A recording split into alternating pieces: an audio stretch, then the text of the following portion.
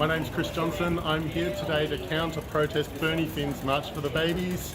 It's 10 years since Victoria decriminalised abortion, and this is the 10th year he has held a march to recriminalise abortion. I'm Bernie Finn, President of the March for the Babies Committee. Today was a protest to commemorate the 10th anniversary of the passing of the Law Reform Act of 2008, which allows abortion until birth in Victoria.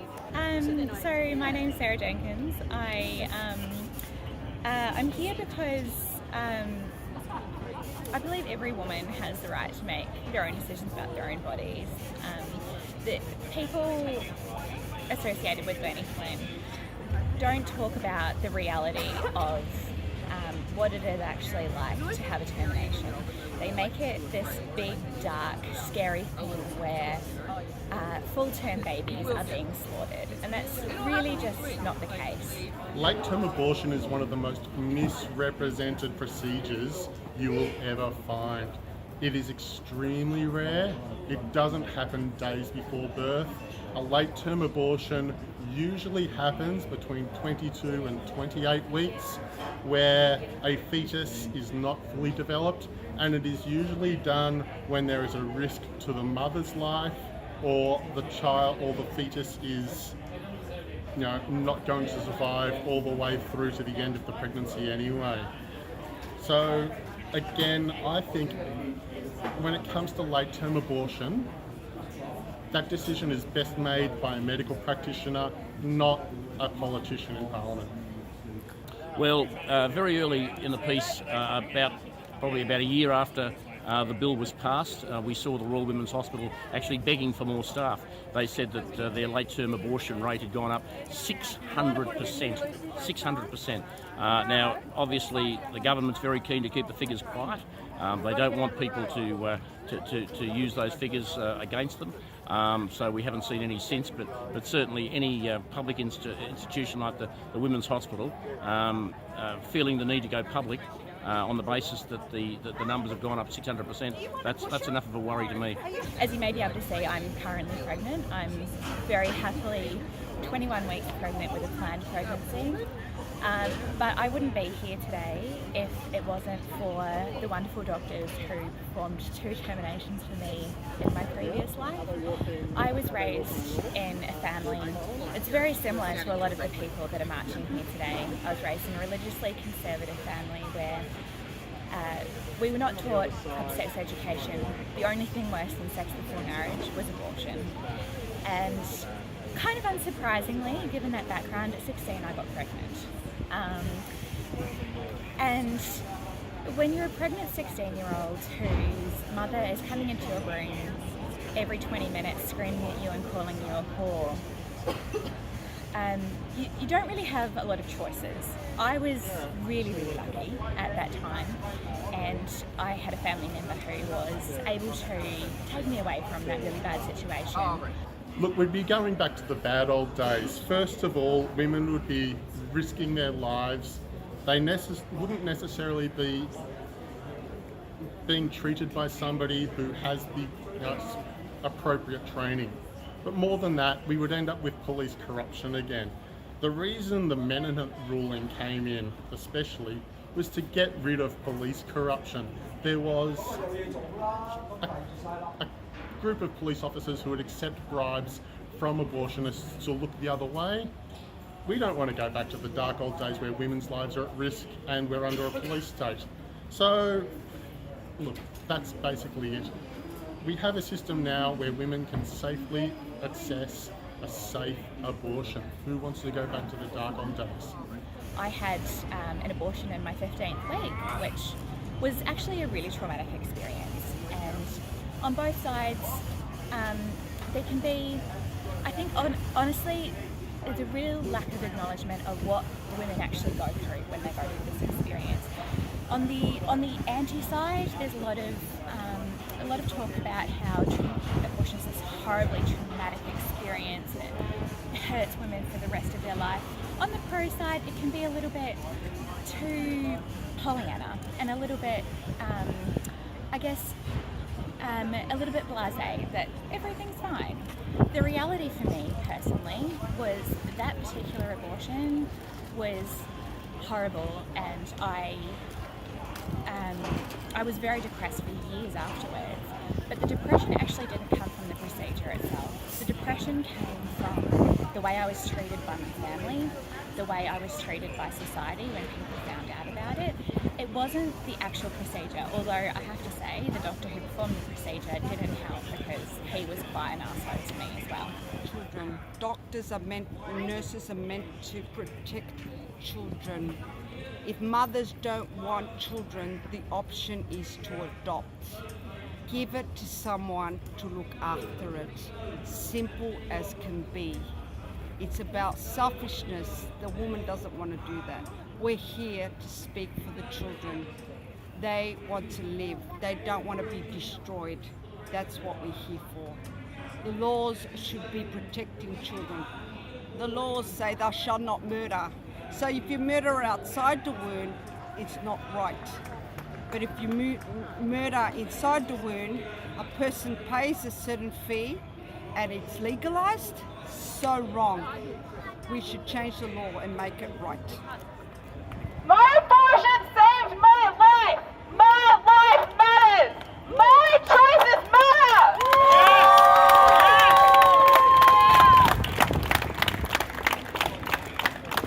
I just want to say, I want to draw the connection between people who say that women shouldn't have control over their bodies and shouldn't have choice and rights and would use the state to close down on that, with some of the anti-immigration and racist ideas pushed by the same MPs there. Bernie Finn doesn't just hate women, he beats up racist beat-ups against the Sudanese community, he attacks unions, he attacks organised labour, and today we see just one part of it, but you should be aware of some of the forces that gather and group together under this banner. Thank goodness that new barrier law had just been passed, because I was dreading it.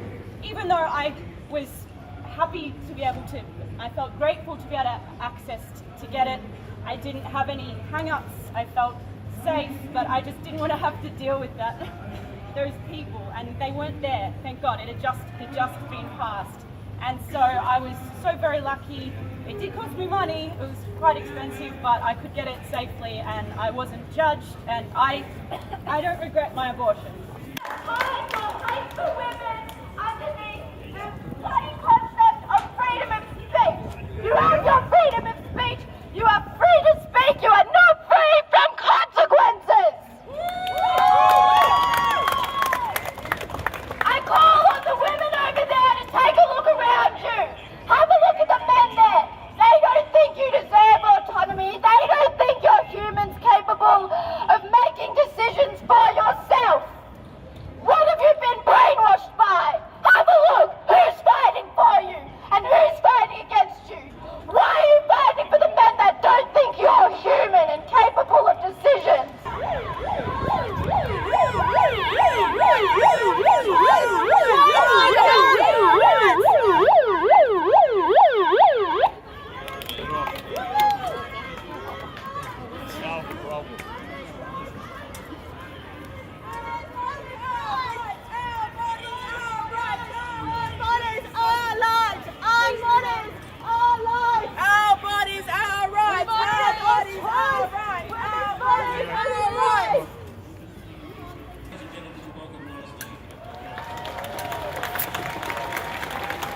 Hey. I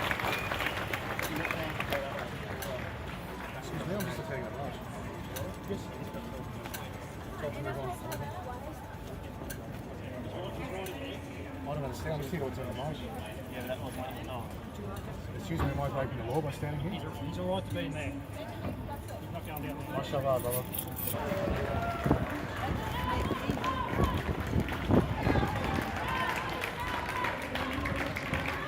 You believe in creating solutions. Is this the sort of world you want innocent women life?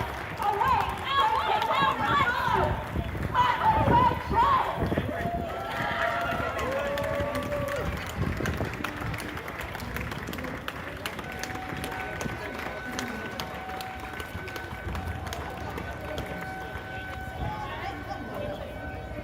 Well, in the last 10 years, over 200,000 babies have been killed.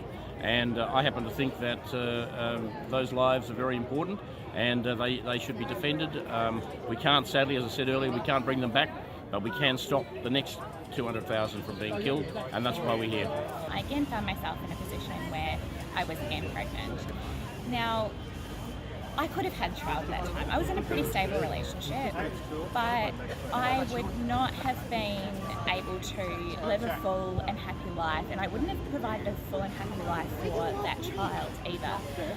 I was lucky enough to go to the East Melbourne Fertility Clinic, who a lot of these guys protest outside, or used to protest outside of before the exclusion zones came in, and I was treated so wonderfully by every single member of staff there. Everybody was so compassionate, and I actually now view that as a really positive experience, because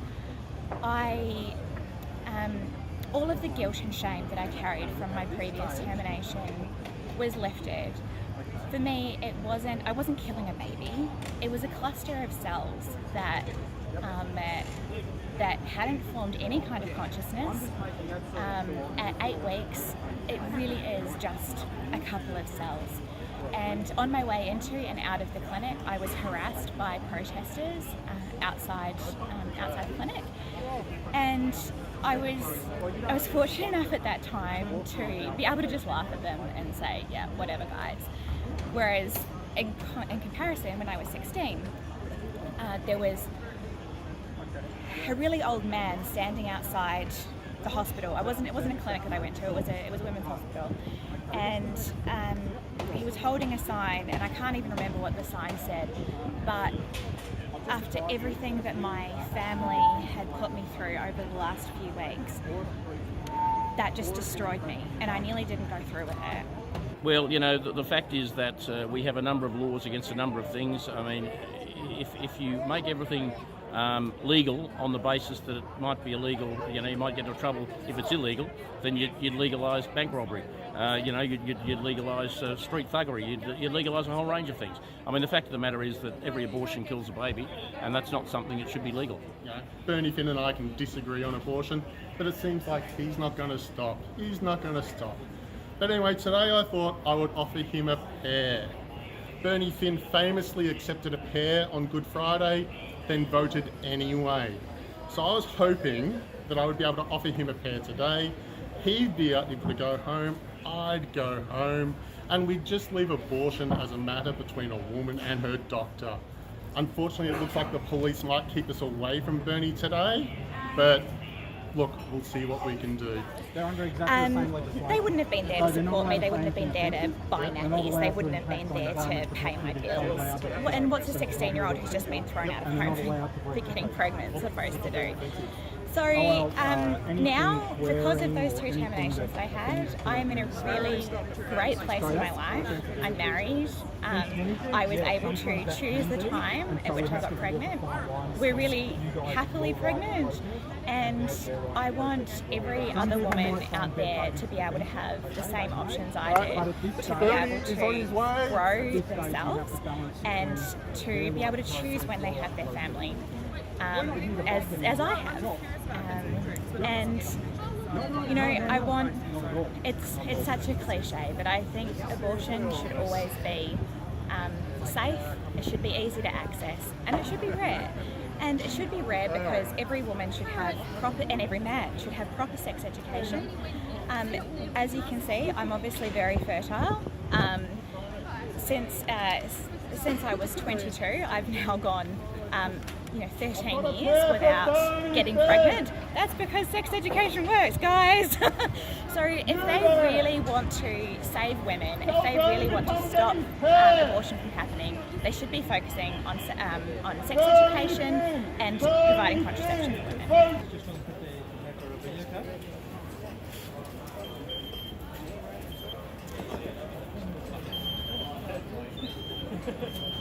I'll take it out. So then you can see where it is. There you go.